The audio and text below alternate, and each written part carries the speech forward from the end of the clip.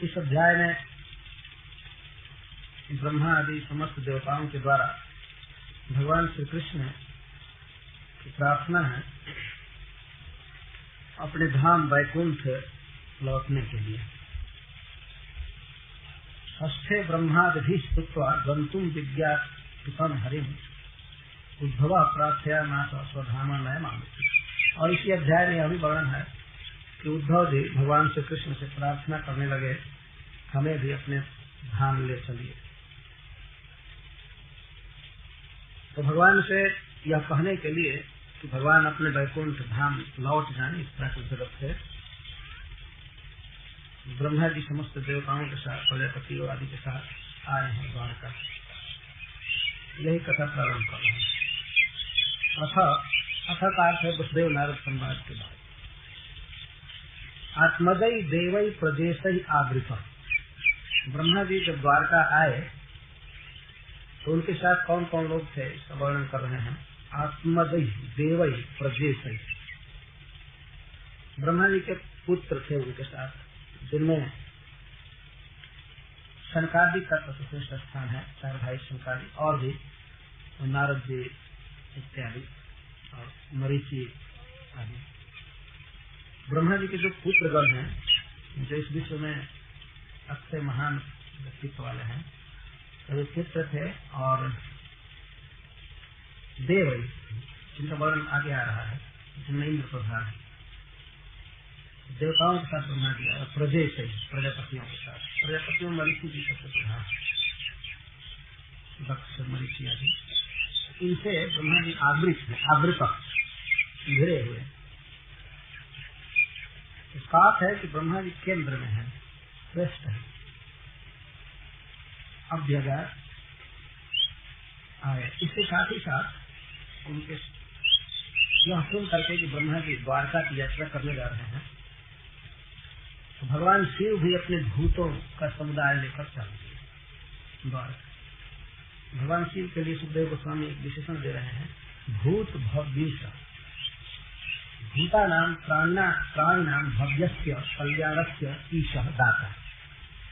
जो समस्त प्राणियों के कल्याण के दाता है उनको भूत भव्येश कहते हैं।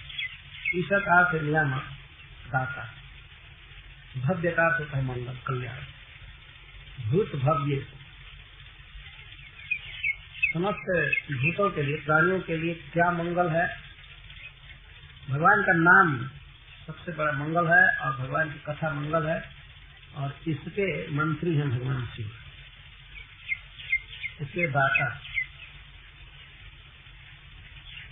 मंगल भवन अमंगल हारी उमा सहित जय शपथ पुरारी। भगवान का नाम है सबसे बड़ा मंगल, तो भगवान शिव इसे जपते हैं। अन्य देवता या अन्य लोग जिस प्रकार संसार के भोगों में रहते हैं, तो इन भोगों का आदर्श सीख करके जीव सुखी नहीं हो सकते। वास्तविक मंगल है जीव का भोगों के त्याग में, भगवान की भक्ति में, और इसके आदर्श हैं भगवान शिव। उनके आचरण में, उनकी वाणी में कोई सीख सकता है किस प्रकार भगवान ने अपने मन को रखना चाहिए। अच्छा, तो यह प्रश्न उठता है कि भगवान शिव को या ब्रह्मा जी को भगवान कृष्ण से कुछ कहना था, तो ये दोनों आ गए होते अकेले, इतनी बड़ी पार्टी लेकर के आ गए, पूरा विश्व ही आ गए, पूरा देवलोक, ब्रह्मलोक से लेकर के स्वर्ग पर्यंत सभी देवता आए और कैलाश से समस्त भूत भी आ गए। इसका उत्तर आगे दिया जा रहा है, सर्वे कृष्ण वृक्ष। सभी भगवान कृष्ण को देखने के लिए ललायत। इनमें से और लोग तो पहले देख चुके थे, परंतु देखने के बाद उनकी देखने की लालसा और बढ़ गई।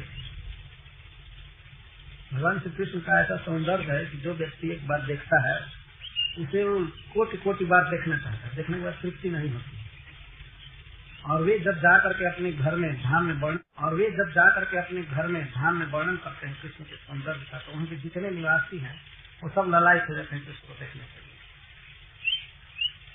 तो भूत तो होड़ मचा रहे थे, हम चलेंगे, लेकिन भगवान शिव रुके हुए थे कि एक साथ चलेंगे किसी और नहीं। इसलिए भूत गण ही वृता, भूत गणों के साथ चले। तो वो कोई जीव ऐसे नहीं है जिनको द्वारका जाना चाहिए भीड़ मचाने के लिए, लेकिन सब कृष्ण को देखने के लिए जा रहे हैं, इसलिए भगवान शिव साथ में गए। भाव गए भूत गणों से आवृत होकर के, और ब्रह्मा जी गए देव प्रदेश और आत्मज्ञों से भी। जो जिस लोक में है, जैसा जिसका समाज है, पूरे समाज के साथ भगवान की भक्ति करनी चाहिए। यह एक सिद्धांत ध्वनित हो रहा है। ऐसा नहीं चुपके से कुछ जाकर भगवान से कह दिया। देखिए, जब अवतार कराने की बात आई तब भी ब्रह्मा जी समस्त देवताओं के साथ गए, क्षीर सागर के साथ। और भगवान से जब यह कहने का अवसर आया कि अब पृथ्वी का भार दूर हो गया, और इसके साथ ही साथ विश्व का अनंत काल तक हित करने वाली आपकी कीर्ति, आपकी कथा सुधा इस जगत में प्रवाहित है, अतः हम ऐसा मानते हैं कि हे नाथ, अब आपको इस प्राकृतिक जगत में नहीं रहना चाहिए। हमारी प्रार्थना से आप यह स्वीकार किए, आपके रहने की जगह नहीं है, लेकिन हमारी प्रार्थना से, देवताओं की प्रार्थना से आप यहाँ आए, यहाँ पर युद्ध भी किए कई तरह का। हमको ऐसा अनुभव हो रहा है कि आपको क्लेश होता होगा, अतः आप अपने ध्यान में चाहिए। या जब कहना हुआ तब भी ब्रह्मा जी समस्त देवताओं के साथ आए। महान पुरुष जो होते हैं उनमें कोई प्राइवेट जीवन नहीं होता है, आजकल प्राइवेट शब्द बहुत प्रसिद्ध है, और ज्यादातर साधुओं में देखा जाता है कि लोक मान्यता के अनुसार या और किसी समुदाय की धारणा के अनुसार जब यह मान लिया है कि पहुंचा हुआ साधु है, सिद्ध है, तो अब अकेले रहना चालू करता है, और अकेले यह कह करके कि हमें डिस्टर्ब होता है, लोक विक्षेप होता है, और वास्तविक उसका डिस्टर्बेंस यह है कि उसको सोने में बाधा होती है और लोगों के साथ रहने में, तंद्रा और निद्रा में बाधा पड़ती है लोग के कारण। इसलिए अब लोग अपना अलग अलग कुटिया बनाकर उसी में पड़ेगा। हम ऐसा नहीं जानते हैं कि भगवान शिव और ब्रह्मा जी कभी एकांत में कुटिया में रहे।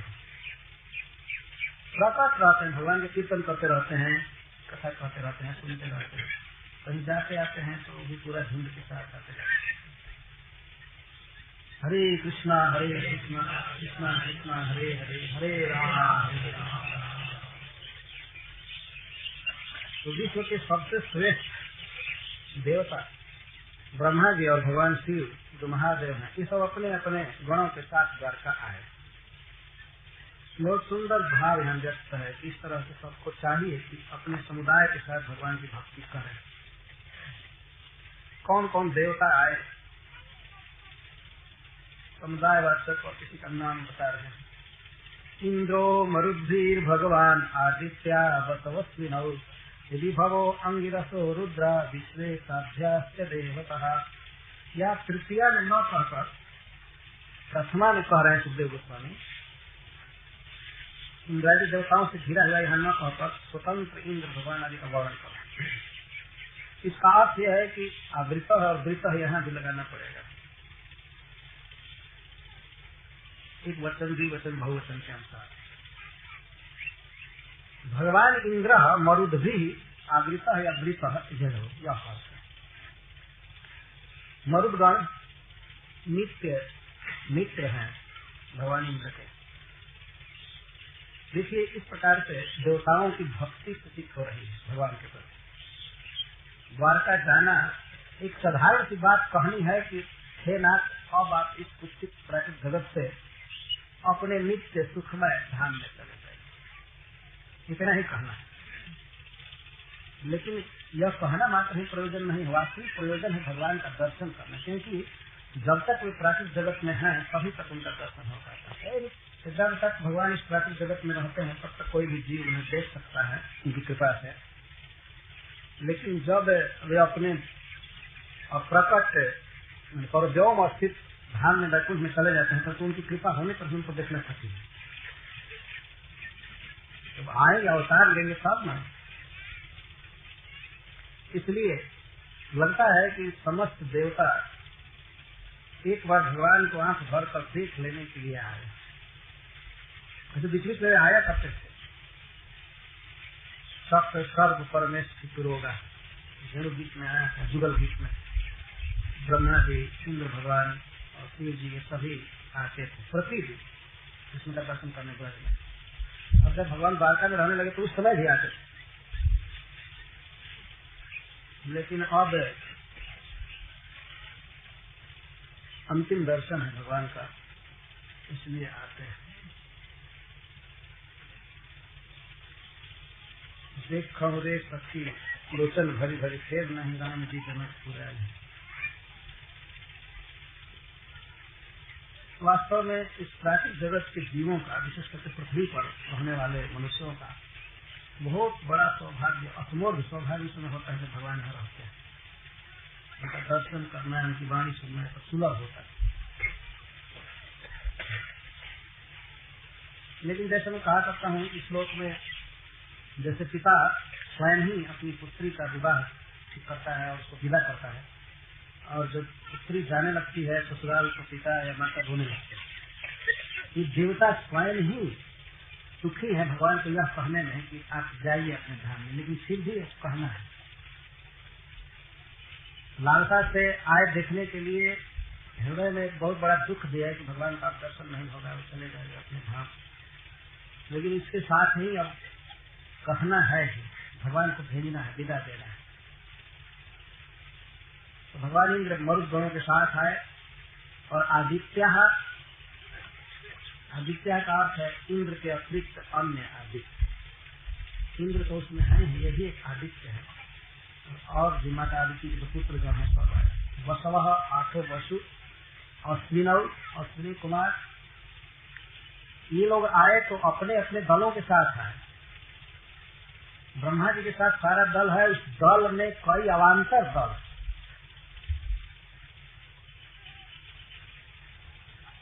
आजकल इस दल में कई दल हो गया, होता है इस तरह से सबसे बड़ा ग्रुप जो है वो ब्रह्मा जी का है। ब्रह्मा जी में भी फिर कई ग्रुप के देवता चल रहे हैं। जो समूह वाचक के लिए कोई मनोभाव या मत में अंतर नहीं है, तो संख्या गिनाने के लिए बात कही जा रही है। अश्विनी कुमार अपने अपने गणों के साथ है, विभु नाम के देवता गण ये अपने साथियों के साथ है, और अंगिरा जी के संतान तो अपने अपने साथियों के साथ। रुद्र और विश्व देवता, साध्य देवता, गंधर्व, अप्सराएं, नाग, सिद्ध, चारण, गुह्य, जक्ष आदि, कुबेर आदि, ऋषय, पितर, ऋषिगण, स्त्रीगण, विद्याधर और किन्नरों के साथ सभी आए द्वारका, कोई बाकी नहीं रहे। यह अर्थ है। क्या उद्देश्य था द्वारका आने का? कृष्ण विदृक्षव, कृष्ण को देखने की लालसा से युक्त। द्वारका उप संजग्म हो, ऊप और सम दो उपसर्ग लगे। उप का अर्थ है बहुत साज-बाज के साथ भगवान की कीर्ति गाते ही आए, जो आ रहे थे गाते ही आ रहे थे। और सम का अर्थ है सम्यक श्रद्धा। भगवान के धाम में जाना चाहिए तो बहुत बड़ा सौभाग्य मान करके दुर्लभ अवसर हमें मिला है। ऐसा नहीं कि जैसे सब जगह घूम आते रहते हैं वैसे ही धाम में भी जैसे तैसे रह लिया, जाकर चोरी करते हैं।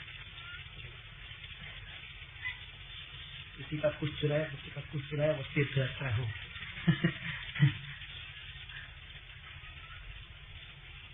आजकल बहुत तीर्थयात्री जाते हैं व्रत में, और बहुत बहुत प्रकार की बातें सुनी जाती है। लेकिन यहाँ ऊप और सम बहुत सतर्कता और श्रद्धा के साथ है। कृष्ण को देखने गए कि कृष्ण के बापू को देखने गए? सुखदेव गोस्वामी की भाषा देखिए। एक बार कहते हैं कृष्ण को देखने की लालसा से गए। तो कृष्ण में और उनके बापू में भेद नहीं है, यह यहाँ दिखा रहे हैं। देह देही विभागो यम नेश्वरे विद्यते क्वचित। देह और देह वाला यह विभाग ईश्वर में नहीं है। तो कृष्ण को देखने की लालसा से गए और वर्णन कर रहे हैं कि वपुषा जेन भगवान नरलोक मनोरमा जसो बितेने लोक सर्व लोक मला पहम। जेन वपुषा, जिस वपु से, जिस नित्य नराकृति स्वरूप से भगवान नरलोक मनोरम, नर समुदाय के लिए बहुत मनोरम है। वैसे भगवान के बहुत से रूप हैं और वे समस्त जीवों के लिए बड़े आकर्षक हैं, परंतु उनका जो अपना खास विग्रह है, स्वरूप है नराकार, इस नराकार वपु से भगवान नरलोक में अति रमणीय है। और ऐसे इस प्राकृतिक जगत में देखा जाए तो सजातीय प्रीति बहुत होती है। सजातीय प्रीति का मतलब यह है कि जैसे पशु पशु से प्रेम करते हैं, मनुष्य मनुष्य से प्रेम करते हैं, पक्षी पक्षी से प्रेम करते हैं। तो मनुष्य किससे प्रेम करेंगे? मान लीजिए भगवान से प्रेम करना है तो भगवान का जो नराकार स्वरूप है उसी से मनुष्य प्रेम करेंगे अभी। इसलिए यहाँ कहा जा रहा है जेना वपुषा भगवान नरलोक मनोरमा, जिस वपु से, जिस नराकार विग्रह से भगवान नरलोक में, मनुष्य लोक में अक्षय मनोरम, मन में रम जाते हैं, मन जिनमें रम जाता है। और जसो बीते में लोग जिस शरीर से मनोरम होकर के और इस लोक में अपने जस का विस्तार किए हैं, जो यश, जो कीर्ति समस्त जीवों के अविद्या सहित पाप को नष्ट कर देती है।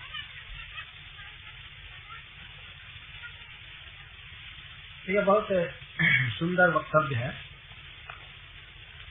कृष्ण में और कृष्ण के वपु में भेद नहीं है, इसीलिए वहां कृष्ण और नीचे वपु शब्द का प्रयोग किया गया है। जैसे इस जगत में देह देही विभाग है, देह भिन्न वस्तु है और देह वाला देही जिसे कहते हैं वह भिन्न वस्तु है।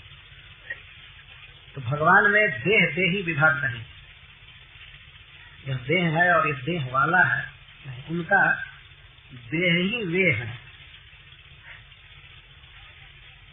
देही शब्द भगवान गीता में बार बार बोले, देही, देही माने देह वाला। जैसे धनी का अर्थ होता है धन वाला, देही का अर्थ होता है देह वाला। वाला तो हमेशा अलग होगा।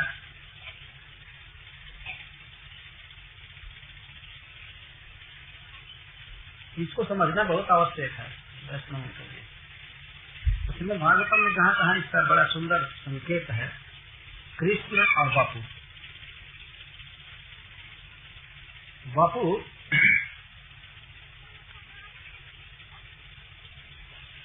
शरीर, देह, लेकिन वास्तव में इस मनुष्य लोक में भगवान का भी जब वर्णन किया जाएगा तो मनुष्य की भाषा में उसे बोलना पड़ेगा। समस्त प्राणियों की भाषा से भगवान की भाषा भिन्न है। यहाँ तक कि देव लोक में भी वो भाषा लोग नहीं जानते हैं जो भाषा भगवान बोलते रहते हैं।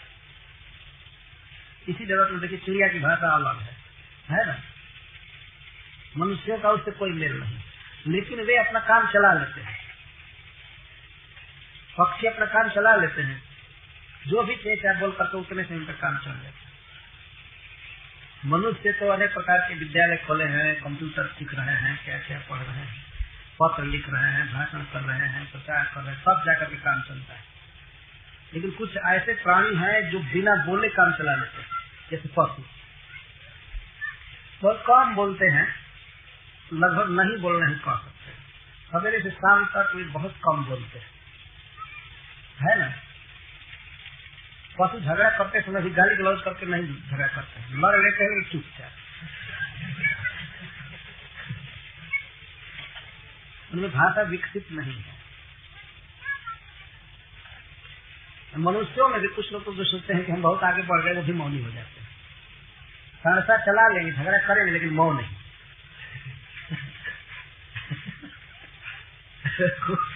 मैं देखा मौनी का झगड़ा करते हुए, आंख लाल हो जाती है, नाक से बोलते हैं, कुछ जीभ से नहीं बोलते हैं, और खून खराबी होकर थाना तक पहुंचते हैं। मौनी रिपोर्ट करने लगे थानेदार, तब भी अब मौन नहीं, केवल अब लिख रहे हैं। राजघाट के पास बनारस में देखा मौनी साधु का झगड़ा करते। तो जो भी है, इतने प्राणी हैं 84 लाख योनियों में, और सबकी अपनी अपनी भाषा है। एक एक व्यक्ति का, एक एक पक्षी का उच्चारण जो है, गला, वो एक पर्टिकुलर ढंग का, विशेष ढंग का है। भगवान की अद्भुत विशेषता है। इतने प्राणियों में अनेक प्रकार की भाषा बोली जाती है, कंठ, स्वर और राग आदि भिन्न भिन्न होते हैं, और भगवान इन सबसे विलक्षण है। उनका उच्चारण, उनका राग आदि तो कहना ही क्या। ये जो भाषा बोलते हैं दूसरे लोग समझ नहीं सकते, लेकिन जब भगवान मनुष्यों से बात करते हैं तो मनुष्य की भाषा बोलते हैं, देवताओं से बात करते हैं तो देव भाषा में बोलते हैं, क्योंकि भगवान सर्व भाषाविद है, कुछ भी उनके लिए अज्ञात नहीं है। तो विशेष करके जब भगवान मनुष्य समाज को अपने बारे में ज्ञान देना चाहते हैं, अपनी ओर आकृष्ट करना चाहते हैं, तो वे अपना जो नित्य नराकृति स्वरूप है उसी को प्रकट करते हैं। और यह निर्विवाद है कि ऐसे भगवान के अनेक अवतार हुए, नरसिंह अवतार, वामन अवतार, देवता में अवतार हुआ, मत्स्य अवतार, कूर्म अवतार, बहुत बहुत अवतार हुआ, लेकिन भगवान श्री कृष्ण का जो स्वरूप है मनुष्य को आकृष्ट किया वह कभी नहीं देखा गया, न सुना गया। इसलिए वपुषा जे न भगवान नरलोक मनोरम, जिस वपु से भगवान नरलोक मनोरम, चेन वपुषा भगवान नरलोक मनोरम जशो बितेन, जिस श्री विग्रह से भगवान नरलोक में अति रमणीय है और जिस श्री विग्रह से भगवान ने जस का विस्तार किया, तद अति सुंदरम बकुर वृक्ष, उसी बपू को देखने के लिए, कृष्ण को देखने के लिए आए। चक्रवर्ती पाद लिखते हैं, जेन वपुषा नरलोक मनोरम स्तम कृष्णम विदृक्षवै की अभेद उक्त्या वपुषः सकाशत जीवस्य यथा भेद तथा न ईश्वरस्य ज्ञापितम जदुक्तम देह देहि विभागो यमनेश्वर विद्यते पशुते। कृष्ण को देखने के लिए, बपू को देखने के लिए यहाँ अभेद उक्ति कह करके यह दिखाया जा रहा है कि जैसे जीव का देह के साथ भेद होता है, वैसे भगवान का देह के साथ भेद नहीं।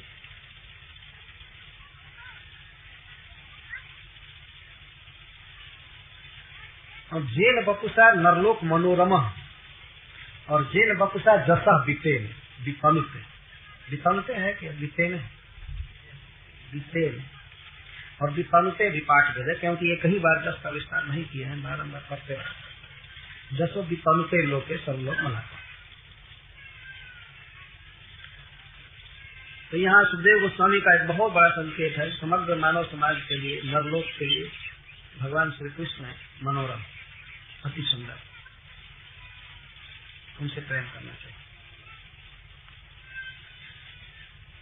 देवतागण आ रहे हैं दर्शन करने के लिए, क्योंकि भगवान का यह स्वरूप है, नराकार जो स्वरूप है वह देवलोक में नहीं रहता। अभी आप यहीं देखिए कि ब्रह्मा जी एक देवता है और अन्य लोग जो आए हैं सब देवता है, तो वे लोग पृथ्वी का स्पर्श नहीं कर रहे हैं और भगवान पृथ्वी पर रखे हुए सिंहासन पर बैठे, क्योंकि ये नरलीला कर रहे हैं। तो नर तो भूमि पर रहेगा और देवता ब्रह्मा जी हैं पूरे आकाश में, आकाश में रहते हुए ब्रह्मा जी धरती पर स्थित भगवान का स्तुति कर रहे हैं। यह विचारणीय बात है। ब्रह्मा जी भगवान के चरणों में प्रणाम नहीं किए नीचे आकर जमीन पर लौट कर। इसका कारण यह था कि ब्रह्मा जी ने सोचा कि जब भगवान नरलीला कर रहे हैं तो इनको नरलीला करने देनी चाहिए और हम लोग देवता हैं तो देवता की मर्यादा में देवतागण भूमि का स्पर्श नहीं करते। आगे बात आएगी। विशेष रूप से ध्यान देने जो शब्द है जेन बपुषा भगवान नरलोक मनोरमा, तो उसी श्री विग्रह को देखने की लालसा से आए। ऐसे देवताओं को भगवान का दर्शन सर्वदा सुलभ है, लेकिन उस बपू का दर्शन सुलभ नहीं है जिस बपू से भगवान नरलोक मनोरम है। उपेंद्र आदि का दर्शन तो उन्हें हमेशा होता रहता है। भगवान वामन देव का दर्शन स्वर्ग में सदा सुलभ है। यहाँ तक कि चतुर्भुज रूप से भगवान का दर्शन बलि महाराज आदि को सर्वदा सुलभ है सुतल लोक में, और भी लोकों में भगवान का कोई न कोई स्वरूप घूमता रहता है, विराजमान रहता है। परंतु यह जो नरलोक मनोरम स्वरूप है यह स्वर्ग में तो शायद ही कम कभी जाता है। माता अदिति को कुंडल देने के लिए, इंद्र को छत्र देने के लिए, भौमासुर का वध करने के बाद भगवान स्वर्ग गए थे, लेकिन उसके बाद उनके स्वर्ग जाने का कोई वर्णन नहीं मिलता। पाताल लोक में भी गए थे ब्राह्मण के मरे हुए पुत्र को लाने के लिए, वे यमराज के लोक में भी गए थे अपने गुरु पुत्र को लाने के लिए।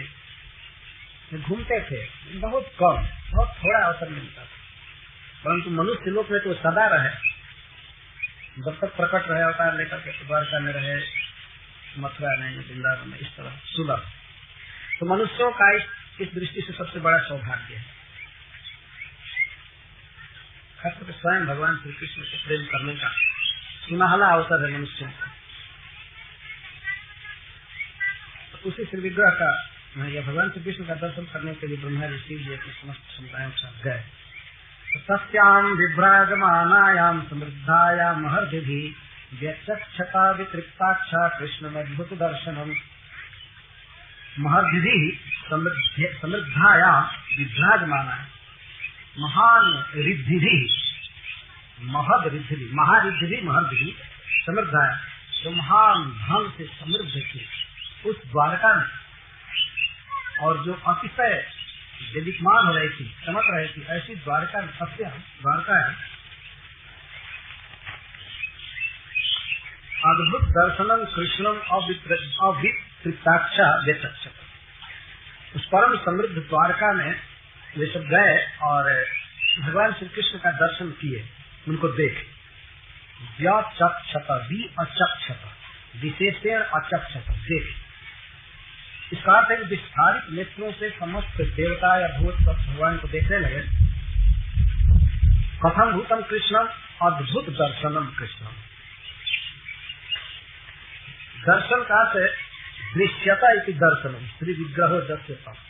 यह दर्शन का अर्थ है श्री विग्रह, दृश्यते इति दर्शनम, जो दिखे उसको दर्शन कर। श्री विग्रह, जिनका श्री विग्रह अद्भुत है, ऐसे कृष्ण को देखने के लिए। अद्भुत का क्या अर्थ है? अद्भुत का अर्थ अलौकिक। यहाँ अलौकिक का अर्थ है केवल पृथ्वी के लिए अलौकिक नहीं, भगवान ब्रह्मा जी के लिए, शिव जी के लिए भी वह रूप अद्भुत था। अद्भुत का अर्थ यह है कि सबसे विलक्षण, सबसे अधिक सुंदर। विस्मापनम स्वगर्भ है परम पदम भूषण भूषणांगम। उद्धव जी ने कहा है कि भगवान श्री कृष्ण का वह रूप है विस्मापनम स्वगर्भे, भगवान की सौभग रिद्धि विस्मापनम स्वगर्भे, भगवान श्री कृष्ण को भी विस्मय में डाल देती है। विस्मापनम स्वगर्भे, भगवान श्री कृष्ण भी कभी कभी विस्मय में पड़ जाते हैं कि मैं इतना सुंदर कैसे। इस प्रकार से सारा जगत तो विस्मित होता ही है, अद्भुत मानता है। जब चित्त में उल्लास होता है इसको भी अद्भुत कहते हैं। चित्त सुखी हो जाता है देख करके। तो ब्रह्मा शिवादि देवताओं के लिए तो परम सुख में था ही, स्वयं भगवान श्री कृष्ण को भी वह मुग्ध करता है और उनके अन्य स्वरूपों को खींच ले अपनी ओर, इसमें तो कहना ही है। इसलिए अद्भुत दर्शन, सुखदेव गोस्वामी के शब्द हैं कि अद्भुत श्री विग्रह कृष्ण को देखने लगे तो क्या देख करके पेट भर गया, आंखें तृप्त हो गई? नहीं, अवितृप्त अक्षा, अवितृप्तानि अक्षी जैसा तथा होता। वे देखे भगवान श्री कृष्ण को लेकिन आंखें तृप्त नहीं हो। देखिए आंखों की गलती, जब इनको आहार दिया गया, भगवान का रूप देखने के लिए तरस रहे थे, जब दिया गया दर्शन तो अब तो तृप्त हो जाना चाहिए ना, लेकिन ये लालची नेत्र मानते नहीं है। भगवान को देखने के बाद और देखने की लालसा पड़ेगा। जैसा तब देखते थे, सोचते थे अब आंखें तृप्त हो जाएंगी, लेकिन लास्ट तक देखते रहे पर आंखें देव की देव अतृप्त रहे, बल्कि देखने के बाद और अधिक प्यास बढ़ गई। देखने चित्त भरा नहीं, आंखों की लालसा पूरी नहीं है। तो देखे और इसके बाद ये ब्रह्मा जी से लेकर के भगवान शिव के साथ जितने भूत गए हैं सबके आंखों के लिए वर्णन किया जा रहा है।